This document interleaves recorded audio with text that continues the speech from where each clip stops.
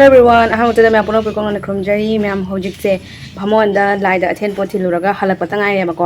अदो मैं हम होजिक कांग मया सुनीना को दुम जगन्नाथ हरी अंगांगी दमकता को हरी लाइट अथेन पोथी लुबने खुदे यमसु अंगांगी दमकता ने कपीर में बको अदो ममाना ngasi से खेची थोंगो ने अदो खेची थोंगो की रेसिपी जो हफ्चर के मैं हम अदो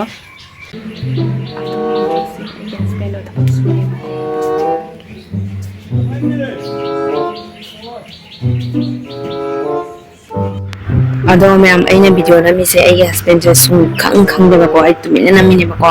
हेक खंगदी मांगा तुने बको थबक सुये कई वीडियो नमीने ओ कांगा तुने बा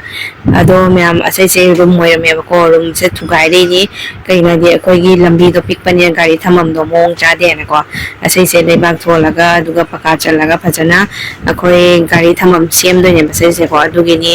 लेबाक थाना खोना हुजिन तविसे को थबक खरक तले मैम अदुगा मैम अखोइदा थबक सुलिब नुपासे मपांगन खर सोलेबको अदुदना माक मथंता थबक सु हाबसे सुजा जादेबको अदुदना आई हस्बैंड सु मासु मतेंग पांगोइनको मोइनी सुअदि नुपासु खर थबक सुइबको नत्रदि मासे तुम फमना थबक से सुवाइ जादेब तुम फमना लेबको अदुना आई हस्बैंड सु मतेंग पांगजलेने खर यांगना लोइने बगी आइनने अदुनी मैम अदुथि मोइ सुजावनी अदु अखोइ चंगसी मैम अमु इमुंग दमु चंगसेबको Mapanda hari dum yam da jangan gaya na video salo pani si video matek se 5 minutes later Keci dong moda hak ada macam segala le jenam tespata sing kari pata awa phajigom sing phakpa ham le chiang chiang phadna chamthok cha lage ina usoi ne cha tanghai ji motor tanghai ya ko chan laga awa ya da ये कामल लेने से कामल लगे सींग से वापस number में पंग हाथ पनी दे ये कौन शौक तो जो ये कितने तो चाह लगे मुझे कितने हफ्ते लगे मुझे कितने हफ्ते लगे मुझे हम साल हुई नहीं जीरा अशोक नहीं जीरा अशोक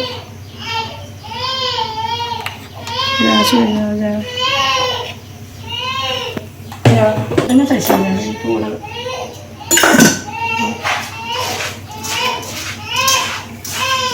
चेक करनी है ठीक से आप समझ रहे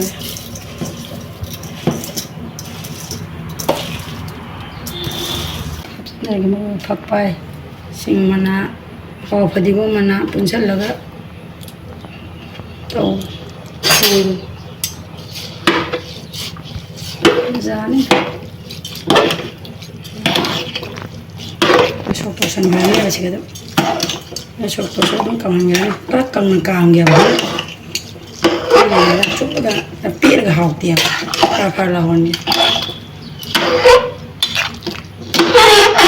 हाँ ये जगह के मैं आमसी ने खिचड़ी सोक तो बगी था उन्हें है इसे जीरा कर मेथी पासपोर्ट किस पता आप समझ लगे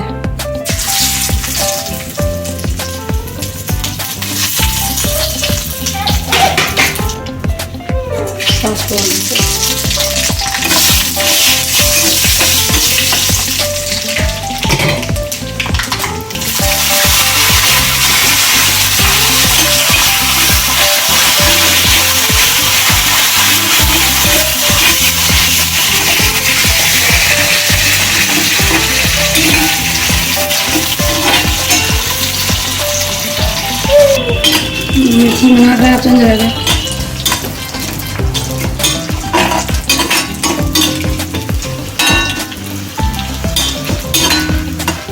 पता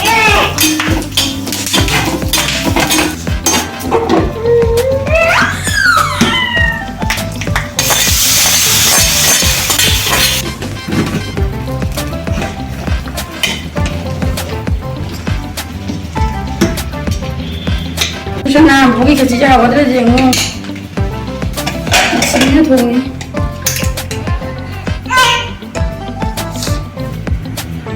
मैम असीना उठी थोंगनबगी ने बको कोलिवाई सु हपचले उसोई सु हपे मो अटेकपा अदुइदी मोटर मपुम मैम दum मंगन ga haidana ko akhoi sari motor hai ko adu hapchale उठी शौक तो बगी था कतम निजन जगह तेजपत्ता हापन जरागे 5 फोरन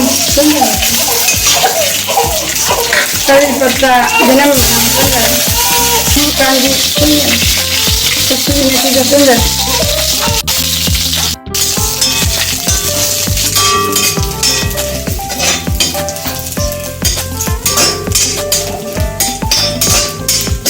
yang dalamnya hawa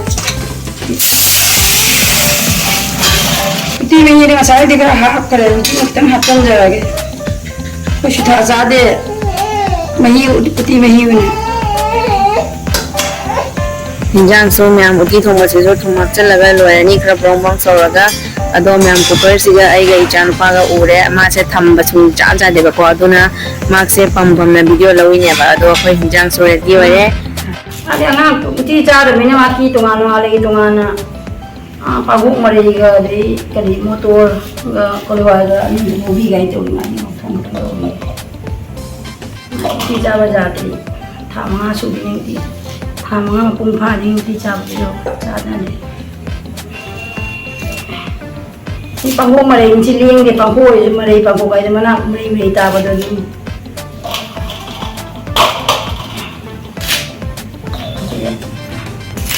motor sih nanti jadi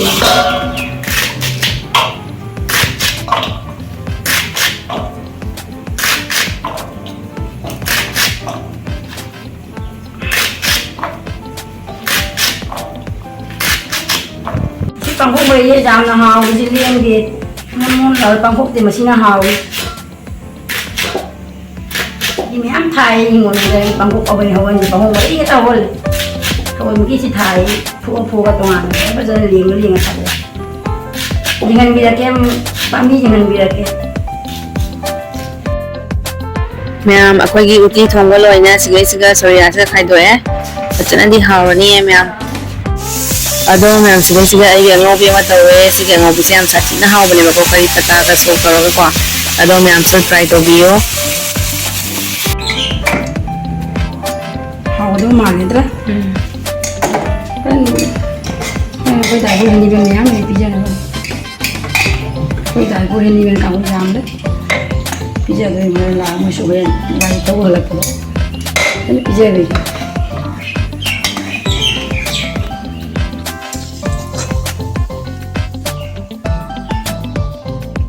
जाम हावले कहीं तो बा हाँ मैं आ गया बाबा आ गया क्या हावले ये मन से可是这怕拉的真的好了，因为是刚刚通的，通的是确实，当然别通的呢，你看刚刚不通的了，没有，你刚刚就是通我咋的15 minutes later. अदुदी मैम आई सो मुक चाबा हुजरा के आई दुदी को सिगे सिगा अंकल जी खला वे अदुगा मची दा सिगे से कांगो यावरे अदुगा सिगे सिगा मोकन जी यावरे इतिदो अयाना मुदी जानी ने बको अदु ताका सो होजी था तो फादी दो को चाबा यादे है बदुना आई चा स्वाई स्वाई लावे खची जम हावे सिगे सिगा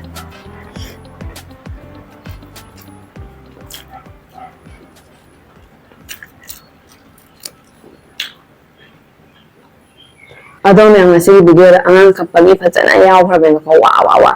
अखोइना कना वीडियो नमी अंगांग वा वा वा कखलने को अदो मैम इग्नोर तबियो अंगांग न फमुंग द थंबा यादे को फमुंग द हेक थंबा मा से वा वा वा वा कपेरा नीने पमुंग न खै केम तौदबा अदो अदुम पम पम ना अदुम वीडियो नमेबा उपाय दे तमने को हां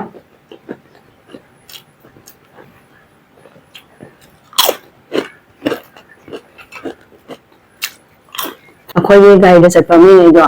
अदो ngasi दो माना कांगे खोदम कांगे खेची पिजेनी न को अदो अखोई ngasi दी मेरा मेस ने अखोई ngasi मंडे निमित छे ना चाक चादे बको न थानो बुदी चाय बा अयुक्त दी nga हेले बा दना खो सेंग ना दो खेची तवा सेंग खेची तवे अदो अखोई होयन अखोई ड्राइवर के का होय लागा ने मोदे सु पिजे दोने बा अदुने जाम न होयने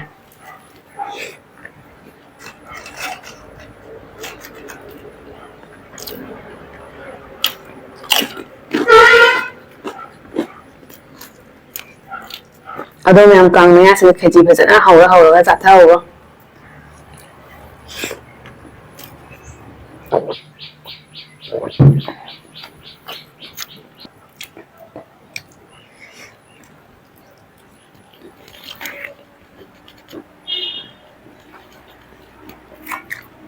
ꯁꯤꯠ ꯅꯥꯟ ꯆꯠꯊꯣꯛꯑ ꯍꯥꯎꯃꯟꯕ A few moments later. Macha, bubok ka tumayo matibay mo na nang. Matibay din ba bubok na? Na kayo ni kayo sangini nga siya. Makalinano ni aya. Ba kana singa madi. Eh, Man makayo ni juni Hare Krishna. Makayo ni na. Ha mati ba jara ka dai mai kutan ko ni to ni nang ko. Kay ni na.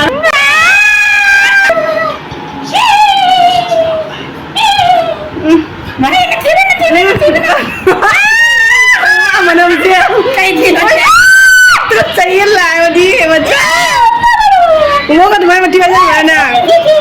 Nang bubok ka tumayo matibay din ba nang back to again na? Back to again na. Hare Krishna. Back to again na. Kay ni na boban. Pwede ka tayo kay dyan na lo eh. Na Hare Krishna kay mo to ila ni boban ni ko. Ni na wai chai ni.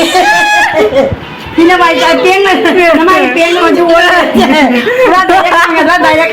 Dai ko ni ra dai ko.